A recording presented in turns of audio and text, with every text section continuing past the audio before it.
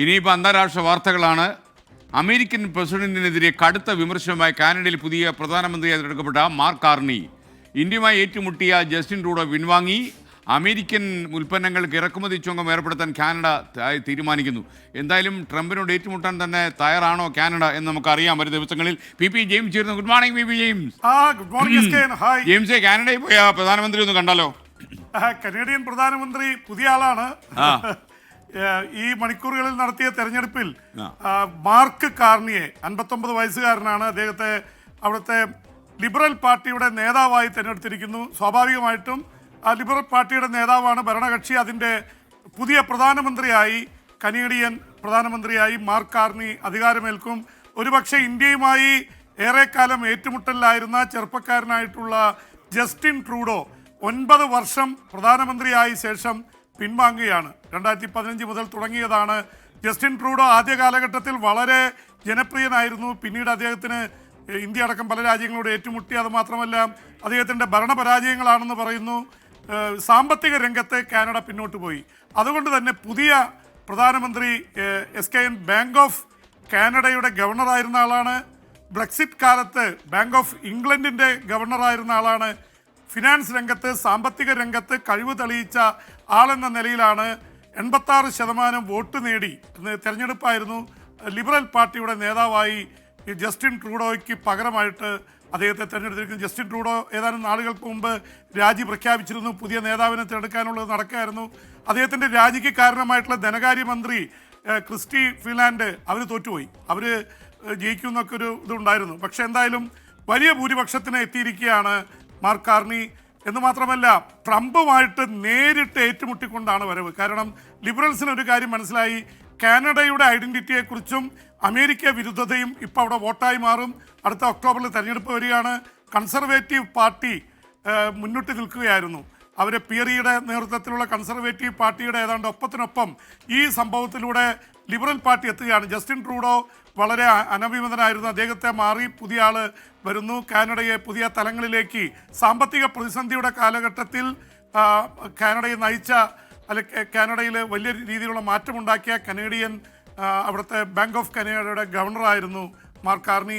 എന്തായാലും കാനഡ പുതിയ മാറ്റങ്ങൾക്ക് തയ്യാറാവുന്നു. ഇന്ത്യയും വളരെ സൂക്ഷിച്ചാണ് കാര്യങ്ങൾ കാണുന്നത്. കാരണം ജസ്റ്റിൻ ട്രൂഡോയായിട്ട് ഏറ്റുമുട്ടലായിരുന്നു. പുതിയ നേതാവുമായി നല്ല ബന്ധമുണ്ടാക്കാൻ ഇന്ത്യ ശ്രമിക്കും. കാരണമല്ല, ലക്ഷക്കണക്കിന് വിദ്യാർത്ഥികളും അതുപോലെ തന്നെ മലയാളികളടക്കം ജോലിക്കാരും കാനഡയിലുണ്ട്. കാനഡയിലേക്ക് വലിയൊരു ഇന്ത്യൻ സമൂഹമുണ്ട്.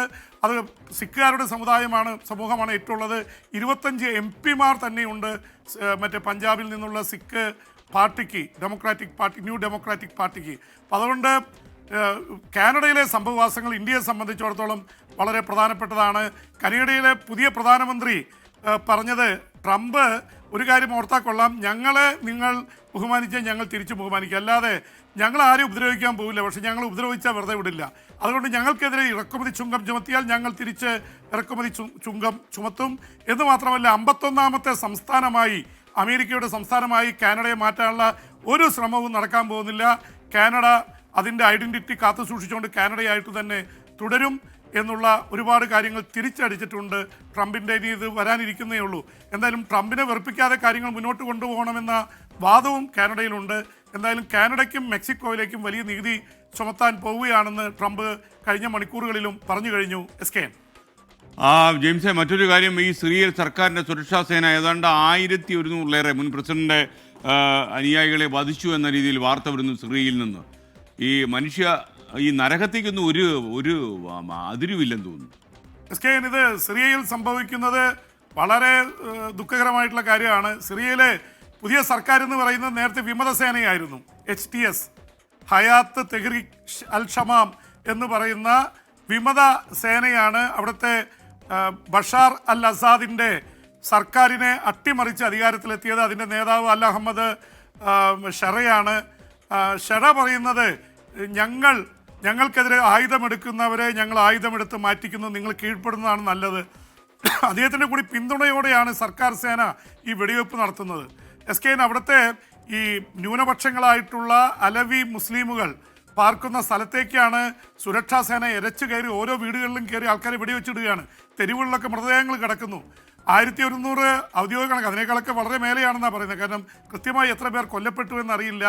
അവർ തിങ്ങിപ്പാർക്കുന്ന പ്രദേശങ്ങളിലാണ് ലഡാക്കിയ, അതുപോലെ തന്നെ ടാത്തൂറസ് തുടങ്ങിയിട്ടുള്ള മേഖലകളിലാണ് സൈന്യം ഇരച്ചു കയറി. സൈന്യം എന്ന് പറയാൻ പറ്റില്ല, സുരക്ഷാ സേന എന്നാണ് പറയുന്നത്. കാരണം ഔദ്യോഗികമായിട്ട് വിമതസേനയ്ക്ക് ഒരു സൈന്യമൊന്നും ഉണ്ടായിട്ടില്ല. അവരിങ്ങനെ വലിയ രീതിയിലുള്ള വേട്ട നടത്തുകയാണ്. രക്തപ്പുഴ ഒഴുകുന്നു എന്നാണ് റിപ്പോർട്ടുകൾ വരുന്നത്. ഇനിയും ഒരുപാട് പേർ കൊല്ലപ്പെടുന്നുണ്ട്. അലവി സമുദായത്തിൽപ്പെട്ടവരും ക്രൈസ്തവരൊക്കെ മലനിരകളിലേക്ക് ഓടി ഒളിക്കുന്നു. 10,000-കണക്കിന് ആൾക്കാർ മലനിരകളിലുണ്ട്. അവരെയും പിടികൂടാൻ സൈന്യം ഉത്തരവിട്ടിരിക്കുന്നു. അതുകൊണ്ട് തന്നെ മരണസംഖ്യ ഇനിയും കൂടാനുള്ള സാധ്യത കൂടുതലാണ്. പല രാജ്യങ്ങളും ഇതിൽ പ്രതികരിക്കാൻ തയ്യാറാവുന്നില്ല. കുവൈറ്റും ബഹ്റിനും സർക്കാർ സേനയ്ക്ക് പിന്തുണ പ്രഖ്യാപിച്ചിട്ടുണ്ട്. പക്ഷേ യൂറോപ്യൻ രാജ്യങ്ങൾ പ്രമുഖരായിട്ടുള്ള ബ്രിട്ടൻ, ഫ്രാൻസ് തുടങ്ങിയവരൊക്കെ ഇതിനെതിരെ രംഗത്ത് വന്നിട്ടുണ്ട്. ഇങ്ങനെ അലവികളായിട്ടുള്ള മതന്യൂനപക്ഷമായിട്ടുള്ള ഷിയ വിഭാഗത്തിലെ ഏറ്റവും ന്യൂനപക്ഷമായിട്ടുള്ള വിഭാഗമാണ് അലവി.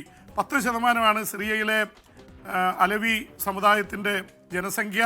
ഭൂരിപക്ഷം സുന്നികളാണ്. ഇപ്പോൾ ഉള്ള സർക്കാർ സുന്നി സമുദായത്തിന് ഭൂരിപക്ഷമുള്ള മിലിറ്റൻ്റ് ആയിട്ടുള്ള ഓർഗനൈസേഷനായിട്ട് വന്നതാണ് HTS. അവരാണ് ഇപ്പോൾ ഭരണം കൈയാളുന്നത്. റഷ്യ അപ്പോൾ രണ്ടിടത്തും ഇല്ലാത്തൊരു നിലപാടാണ് എടുത്തിരിക്കുന്നത്. നേരത്തെ ഈ ബഷാർ അൽ അസാദിൻ്റെ സർക്കാരിന് പിന്തുണയായിരുന്നു. റഷ്യയാണ് അയാളെ പിടിച്ചു നിർത്തിയിരുന്നത്. അദ്ദേഹത്തിൻ്റെ കുടുംബം 1/2 നൂറ്റാണ്ടായി സിറിയ ഭരിക്കുകയായിരുന്നു. അതിനെ അട്ടിമറിച്ചാണ് വിമതസേന വന്നത്. അൽ ബഷാറും കുടുംബവും ഇപ്പോൾ റഷ്യയിൽ അഭയം തേടിയിരിക്കുന്നു. അവിടെയാണ്. എന്നാലും റഷ്യ പുതിയ സർക്കാരായിട്ട് കൂടി നെഗോഷിയേഷൻസ് നടത്തുന്നുണ്ട്. അമേരിക്ക അനങ്ങുന്നില്ല, ട്രംപ് മിണ്ടുന്നില്ല. എന്തായാലും പ്രശ്നങ്ങൾ നടന്നുകൊണ്ടേയിരിക്കുന്നു. എസ്കേ. Okay, thank you Baby James. നമുക്കിനി നാളെ കണ്ടാലോ? തീർച്ചയായിട്ടും. Thank U.